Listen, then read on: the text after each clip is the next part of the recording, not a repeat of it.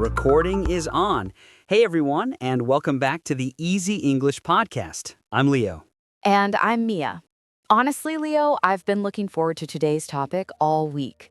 Me too. It sounds like such a simple question, right? But it's actually, well, it's very personal. Exactly. Today we're talking about just one question. Why? Why do you actually want to learn English? And if you're listening right now, maybe you're driving or walking, I want you to really think about it. Don't give the boring answer. Don't just say, for my job or for travel. Yeah, we want the real reason, the honest one. Sometimes we don't even know the real reason ourselves until we say it out loud. So should we be brave and start with our own stories? Let's do it. You go first this time, Leo. No hiding. Okay. Clearing my throat. When people ask me why I learned English, I usually give the safe answer. I say, oh, I needed it for my university studies. That is a very safe answer. Very professional. Yeah, but it's not the full truth, not at all. So what's the secret then? What's the real story? Honestly, I felt limited, like my world was tiny. I could only talk to people from my own town. I could only read books in my own language. That feeling of being stuck inside one language, it can be really frustrating, can't it? It was. I remember one specific moment. I was watching an interview with a filmmaker I really admired. He was speaking English, but the subtitles, they were missing. Oh no, that's a nightmare. It really was.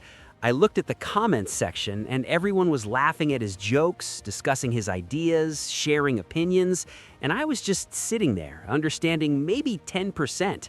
I felt like I was standing outside in the rain, looking through a window at a warm party. Wow, outside in the rain.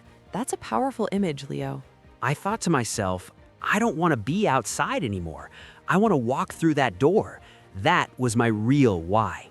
That's beautiful. For me, it was actually very different. I wasn't sad or frustrated.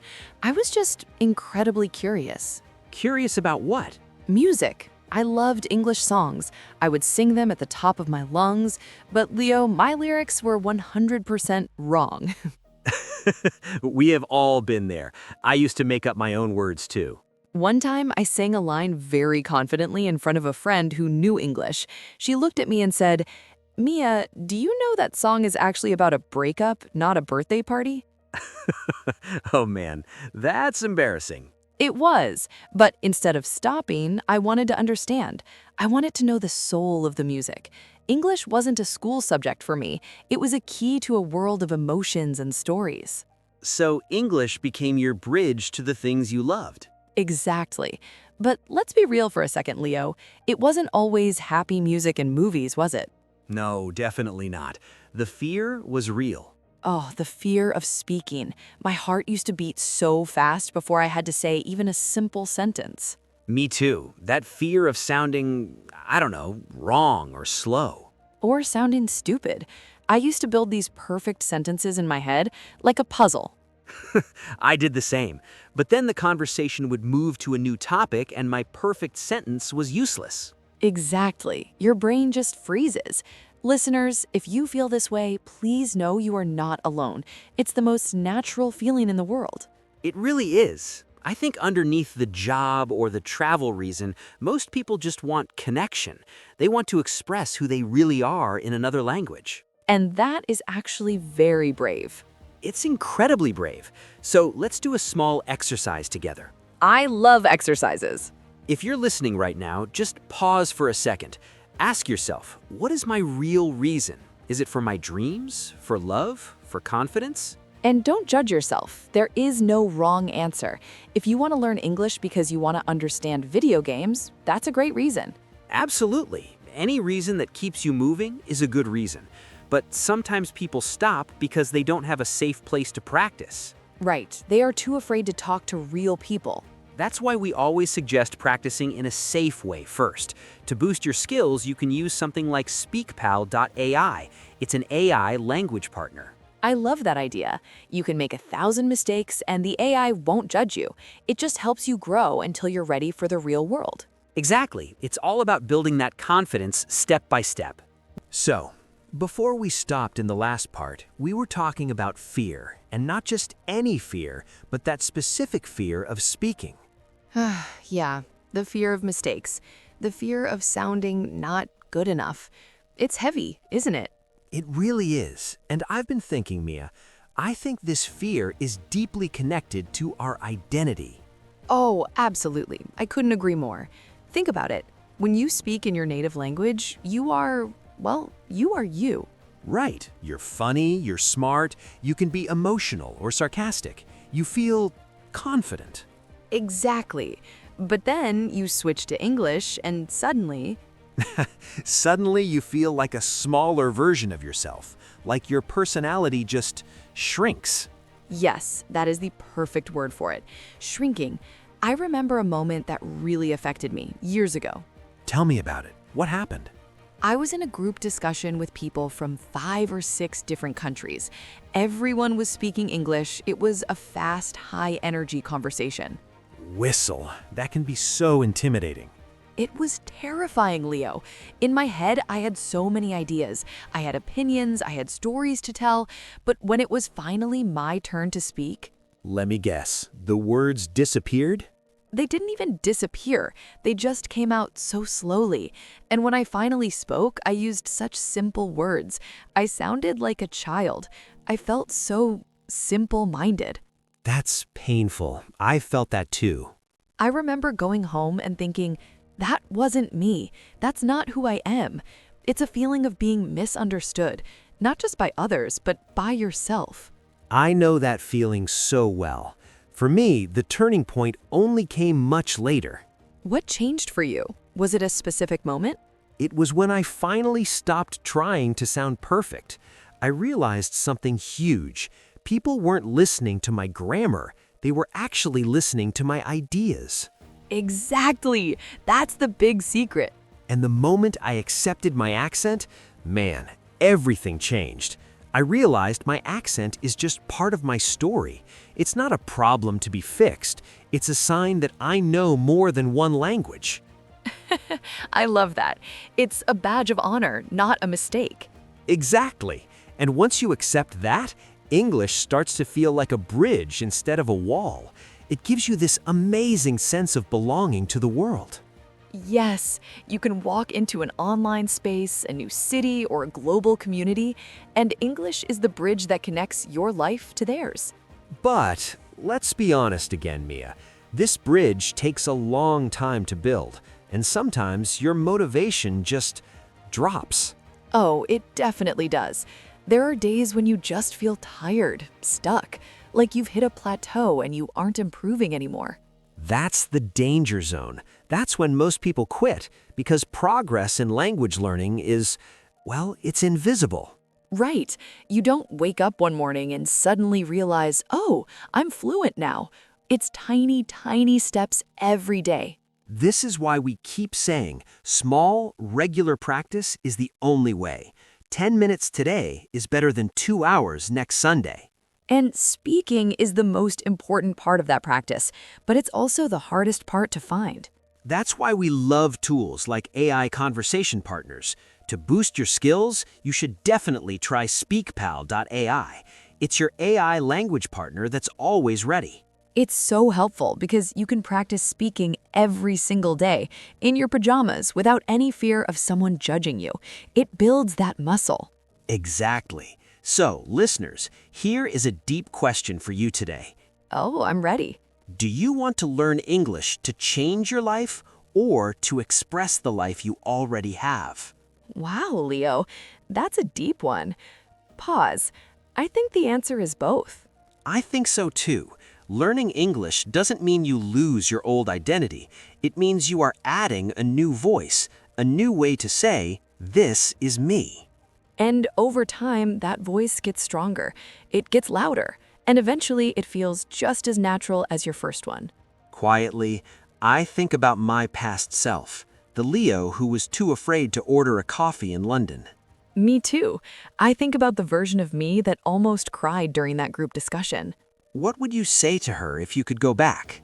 I'd hug her and say, your English doesn't have to be perfect to be real. Warmly, that's beautiful, Mia. To be real. So keep being real, everyone. In the next part, we are going to get practical. Yes, we'll talk about real-life situations, jobs, travel, and relationships. And how English quietly, slowly changes your entire future, one conversation at a time. So let's talk about the future. You know, just saying that word makes some people feel a little bit nervous. Nervous? It makes them want to hide under the bed, Leo, especially when English is involved. I get it, because English often becomes connected to our biggest dreams. It's not just about words, it's about what those words can get you. Exactly. Let's start with something almost everyone mentions: work. Most people say, I need English for my job. But what does that really mean, Mia? Is it just about writing emails? No, I don't think so. I think it means opportunity. It's the difference between staying exactly where you are and moving forward into something new. Nods. I remember my first real job interview in English. Oh man, my hands were shaking so much I had to hide them under the table. Really? You too? Oh, absolutely.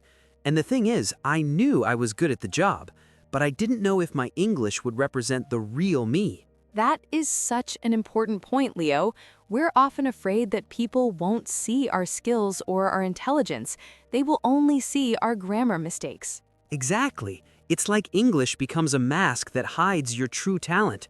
You're smart, you're experienced, you're capable, but your English makes you look less confident. And the sad part is, silence is often misunderstood. If you are quiet in a meeting because you are searching for a word, people might think you don't have an opinion. That's the plateau where many professionals get stuck. But Mia, do you remember a moment when English actually helped you at work? Yes, actually. I remember it very clearly. It was a small moment, but it felt huge. I was in a big meeting and I finally decided to speak up. Just one sentence. Just one? Just one. It wasn't a perfect sentence. I think I used the wrong tense, but it was clear. And you know what? People listened. They didn't care about the grammar, they cared about the idea. And how did that feel? Like a door opening, a very heavy door. That's beautiful. But you know, Mia, English isn't just about salaries and meetings. It's also about the dreams that don't have a job title. You mean things like travel? Travel, yes, but also friendships and even love. Softly, love. That's true. English has connected people in the most unexpected ways. I've seen lifelong friendships start with just 4 simple words. Where are you from? It's incredible, isn't it? Suddenly, 2 completely different worlds meet. 2 cultures share a coffee. That is the magic of English as a global bridge. It also gives you independence when you travel. You're less afraid to get lost because you know you can ask for help. You can laugh with a stranger in a cafe in Rome or Tokyo. But let's remind our listeners of something very important. English doesn't change your life overnight. No, it's not a magic pill. It changes your direction slowly and quietly. It's like a long journey. And on a long journey, you don't need motivation every day. You need habit. Right, because motivation comes and goes. Some days you feel like a genius, and some days you feel like you've forgotten everything. That's when your daily routine saves you. That's why we always tell you, practice speaking every day, even for 5 minutes. And if you're looking for a way to build that habit, definitely check out speakpal.ai. It's an AI language partner that helps you build a daily routine, not just knowledge. It's great because it removes the fear part of the future. You can practice your job interview or your travel questions until they feel natural. So, listeners, let's pause for a second. Ask yourself, what would my life look like if English wasn't a barrier anymore? What would I do tomorrow? Let that answer guide you when things get difficult. Sometimes I look back and I realize it wasn't about being the best English speaker in the room. It was just about not giving up. Exactly. Stay in the game. In the next part, we're going to talk about something we all feel but rarely talk about. Emotions, embarrassment, pride, frustration, and that amazing feeling of joy when you finally understand a joke. The emotional side of English, the part that no textbook ever tells you about. All right, Mia. let's talk about something people usually don't like to talk about. It's a bit sensitive. Sensitive. Are we talking about emotions, Leo? Exactly. Because let's be honest, learning English is emotional. It's actually very emotional. Oh, I agree 100%. It's not just a mental exercise, it's a heart exercise. A hard exercise, that's true. And let's start with the big one, the one we all know, embarrassment. Ah, the old friend. That familiar feeling when you say something and immediately, I mean immediately realize it was completely wrong. And suddenly your face gets hot, your ears turn red, and you think about that one mistake for the next 3 days. 3 days, Leo? You are being too kind. I still remember mistakes I made 10 years ago. I stay awake at night sometimes thinking, why did I say that? Me too. It's funny, isn't it? Why do mistakes in English hurt so much more than mistakes in, say, cooking or sports? I think it's because language is personal. When you speak, you are showing people your thoughts. You're showing your personality. Right. So when someone laughs, even if it's a friendly laugh, or when they correct you, it doesn't feel like they're correcting your grammar. It feels like they're correcting you. Exactly. It feels like they are saying you are less than. Do you have a specific memory, Leo? One that really, ouch, really hurt? I do. I actually tried to make a joke in English at a dinner party. Oh no, Leo, jokes are the final boss of English. They are so dangerous. I learned that the hard way. I said the joke so confidently, I even did the hand gestures. And then, silence. Total silence. Ah, that silence is the worst sound in the world. It was. And then the host of the party tried to be helpful. He explained my own joke back to me in very simple words, like I was 5 years old. Ouch, that is a deep cut. So sorry. I just smiled and nodded, but inside I felt so small. I wanted to disappear into the floor. But you know what's interesting? Those painful moments, they're usually the ones that lead to the most growth. I think you're right. They stay with us. They teach us something more important than grammar. They teach us courage. Yes, and let's look at the other side. Let's talk about pride, those small wins that make you feel like a king. Oh, those are the best.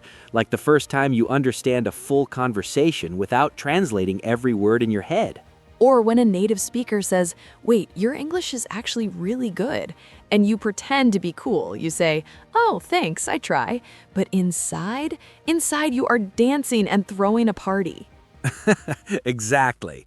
We need to celebrate those moments more because learning English is not a straight line up. It's messy. It really is. Some days you feel fluent, like you can conquer the world. And the next day, you forget the word for spoon. Spoon. I've been there. You just stand there thinking, what is wrong with my brain today? And the answer is nothing. Nothing is wrong. It's just how the brain learns. I really wish more learners were kinder to themselves, Leo. Me too. We speak to ourselves so meanly sometimes. We would never say to a friend, wow, your English is terrible today. So why do we say it to ourselves? That's a powerful point. We need safe places to fail, places where mistakes aren't just okay, but they are expected. That's why I love the idea of AI partners. To boost your skills emotionally and linguistically, you should really try SpeakPal.ai. It's a game changer. You can be embarrassed, you can make that joke that fails, you can repeat a sentence 10 times, and the AI just waits for you. No heat in your face, no red ears. It builds your emotional muscle so you're ready for the real world. So, listeners, here's our question for part 4. Well, what emotion do you feel most when you speak English? Is it fear? Is it excitement? Or maybe a bit of both? Just noticing the emotion is the first step to changing it. You know, Leo, I realized something recently. I'm not afraid of sounding imperfect anymore. That's a huge milestone, Leo, truly. Because I realized that imperfect English still works. It still connects me to you and to our listeners. And that's the whole point. Communication over perfection. Always. Well, in the next part, we're going to talk about a very exciting moment. The moment your brain starts to switch, we're talking about thinking in English. When the translation stops and the real magic begins.